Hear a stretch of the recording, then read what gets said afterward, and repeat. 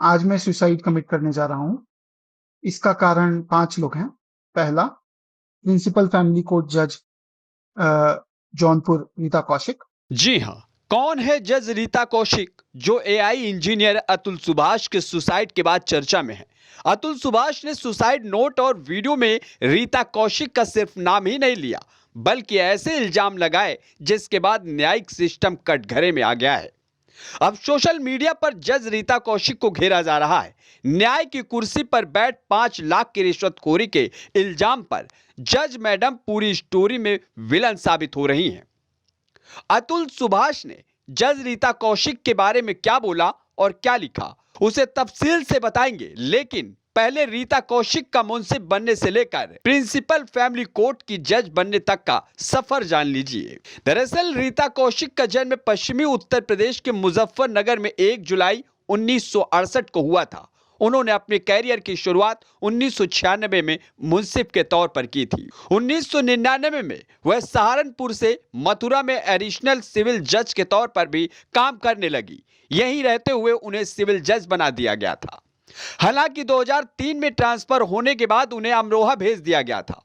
यहां पर रीता कौशिक ने सिविल जज जूनियर डिवीजन के तौर पर अपनी जिम्मेदारियां निभाई। इसके बाद 2003 से 2004 तक वो राजधानी लखनऊ में स्पेशल सीजीएम भी रह चुकी हैं। इस जिम्मेदारी के बाद उन्हें प्रमोशन दिया गया और एडिशनल जुडिशियल मजिस्ट्रेट बना दिया गया। कौशिक ने अयोध्या में भी अपनी सेवाएं दी हैं। उन्हें पहली बार अयोध्या में ही 2018 में फैमिली कोर्ट की प्रिंसिपल जज बनाया गया था।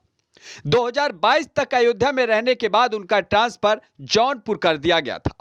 तब वो रीता कौशिक जौनपुर में अपनी सेवाएं दे रही हैं और यहीं पर रीता कौशिक के ऊपर बड़ा इल्जाम लगा है। दरअसल मृतक अतुल सुभाष का कहना है कि जज रीता कौशिक ने मामले को सेटल करने के लिए 5 लाख रुपए रिश्वत की मांग की थी। इस मामले में सुभाष की पत्नी और उसके ससुराल वालों पर आत्महत्या के लिए उकसाने का केस दर्ज कर लिया गया।